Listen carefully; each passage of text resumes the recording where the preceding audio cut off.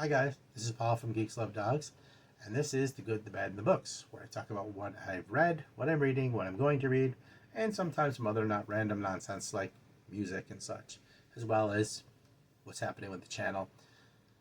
So basically a weekly update. And this is the second video I've actually shot today. I posted one this morning, and ignore it. Don't watch it. Whatever you do, do not watch it. It's personal stuff. It's nonsense. You'll hate it. Don't watch it. It's just me trying to get used to talking on camera because I'm not good at this and because I'm not comfortable in front of the camera yet, but I'm trying. So in any case, let's talk about what I've read. Since I'm here, we're going to do some electronic stuff and then we'll go to the table and look at some books better. So I did finish an ebook, This Is My Night by Richard Deming. Richard Deming's a famous hard-boiled kind of old school detective writer. Pretty famous if you know the stuff. In this case, this is probably one of his less popular books, but if you're ever wanting to try out this kind of content, this more detective, hard-boiled, old-school stuff, you can find stuff like this on Kindle and such cheap. I paid less than $2 for this, and you know it was worth it. If you want to try it out, it's there for you at a reasonable price.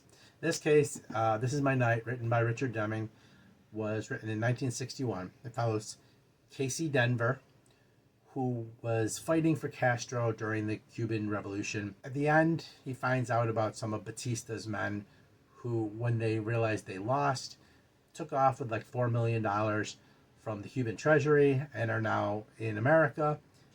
Casey and his friend McCabe decide they're going to go after it under the guise of getting it back for the government, but really going to keep it for themselves.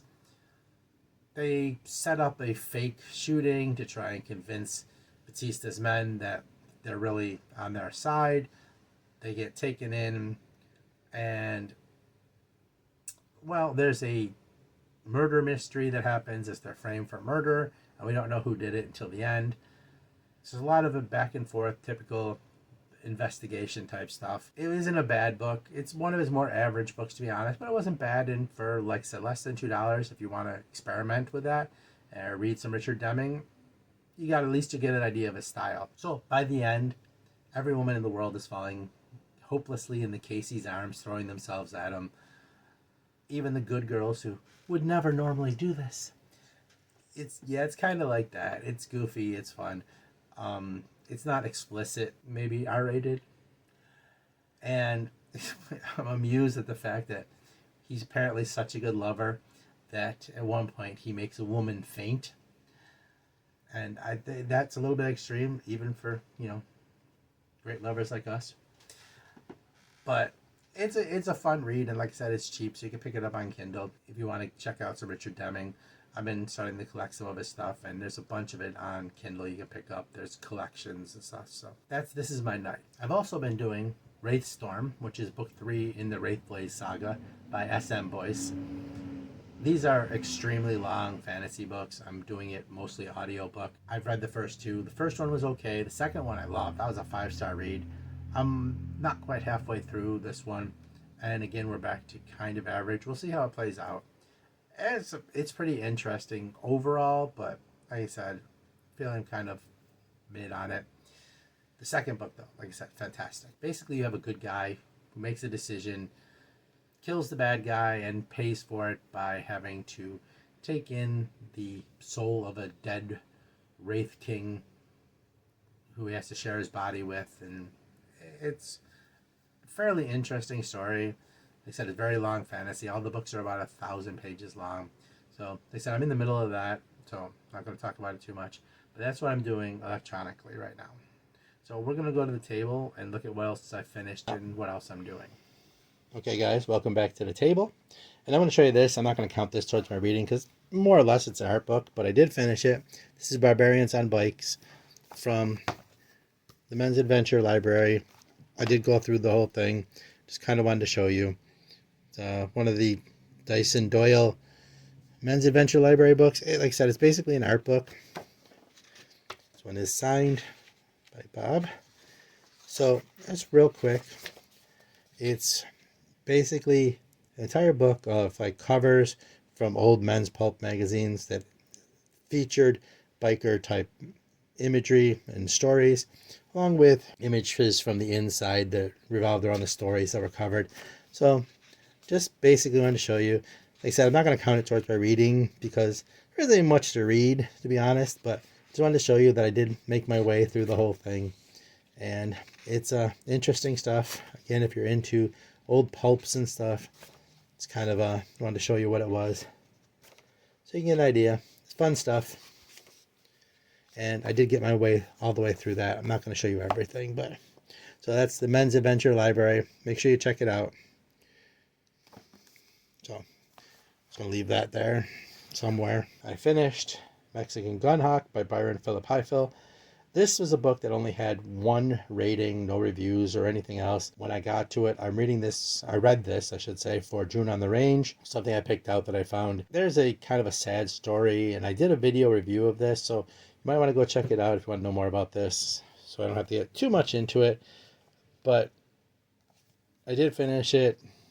Fairly simplistic, fun little Western about a Mexican gunfighter and his compatriots coming north to try and buy a ranch and settle down for the quiet life, and things don't work out quite how he wishes. Like I said, I'll at the end in the end cards I'll put a link to the review of this if you want to read it. If you haven't seen the review, then you can check it out. I did finally finish Nightmares and Giesenstacks by Frederick Brown.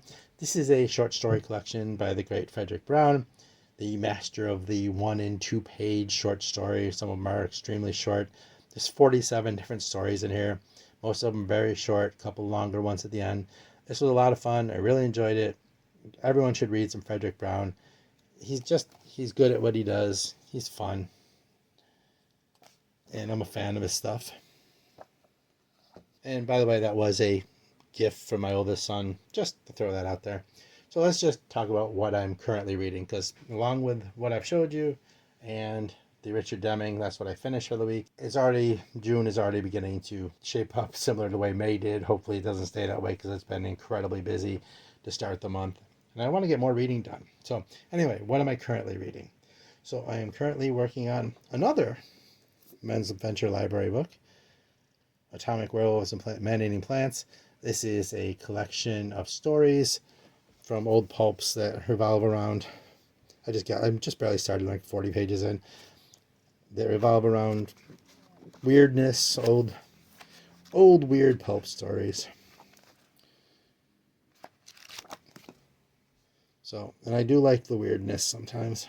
Ghosts, vampires, giant lizards, man-eating trees, the undead, rats, cannibals, killer robots, werewolves, mad scientists, aliens, devil worshippers, homicidal maniacs, and tarantula women.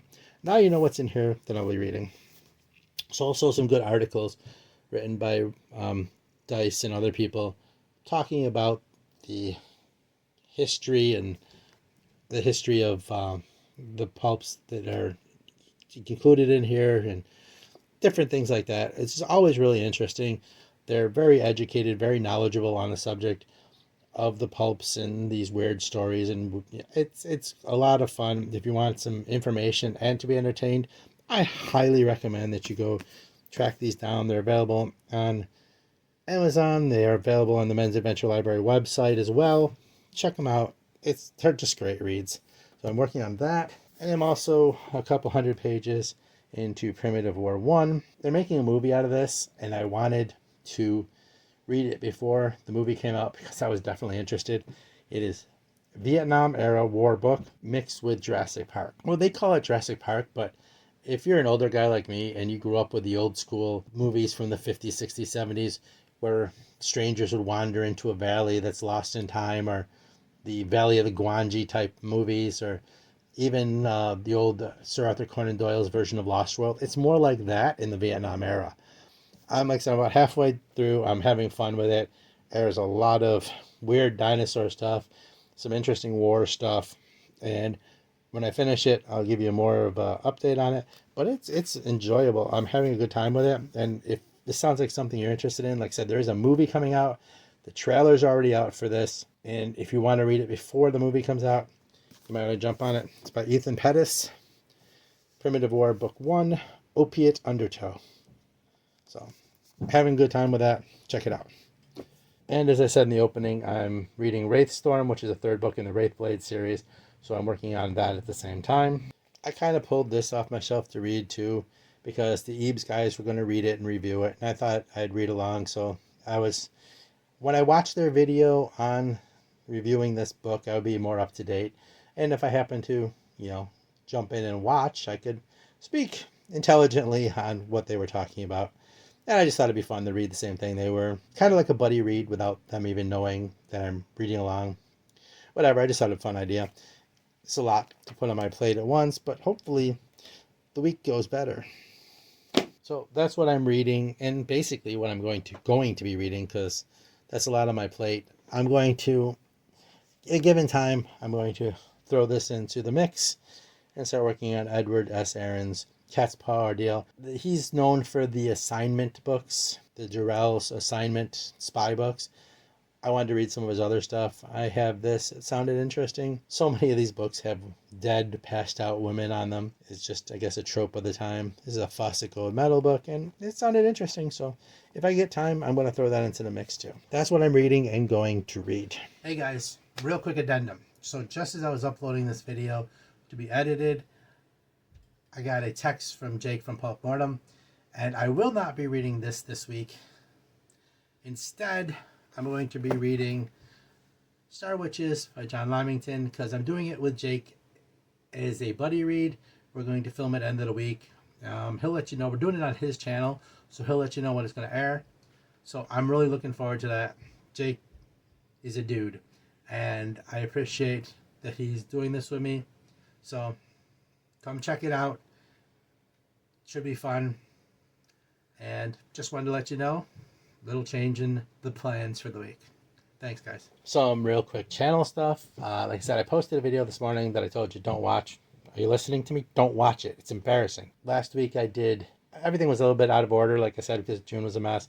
I did my weekly wrap up. I did a book haul. I did the Mexican Gun Hawk review. Coming up, I actually have an unhaul.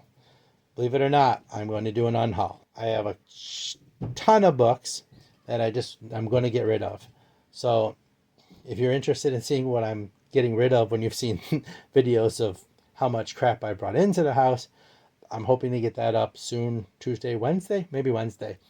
So that'll be there. And then we're going to work from there and see what else I can get done for Friday. I've been kind of skipping what I've been listening to, so I'm going to throw this out there, what I listened to this week. This is Children of Bodom, Follow the Reaper. Children of Bodom is one of my favorite melodic death metal bands. I love Mellow Death, as it's called. This is a great album, absolutely fantastic. Alexi Laiho was one of the greatest guitarists who ever lived. There's a little story about Alexi. When he first went on stage, Dimo Burjo, I'm probably saying that wrong, didn't know who the band was. They were new, they were opening at a festival, and they came rushing out because they thought somehow Yngwie Malmsteen was on stage. And he is that good a guitarist, or was that good of a guitarist. Sadly, he passed away a few years ago due to excessive alcohol, but excessive alcohol over time, not all at once. Just so you understand, he didn't have a alcohol poisoning issue. It was damage from over drinking over time. But anyway, Alexi was one of the greatest guitarists who ever lived. He also did the singing for the group, and I'm not a big fan of his singing. He only kind of did that because he had to, because they didn't have a singer, and he just stuck at it. So his singing isn't the best, but his guitar work is just absolutely brilliant. Follow the Reaper, Bodom After Midnight. I mean, all the songs on here are just absolutely completely rockers. This is just a great album. So if you're into melodic death metal, if you're into metal, check it out. Great album. See what you think. I loved it. I haven't done a lot of what I'm listening to in a while, but just wanted to throw that out there. And there you go. So anyway, there's a quick and dirty update of the week that was and what's coming up. I appreciate you being here. I appreciate your time. Thank you. Remember, the secret to Zen: read books, pet dogs, listen to metal. Please subscribe. Please comment. Love to hear from you. And hopefully I'll see you back real soon. Have a good one.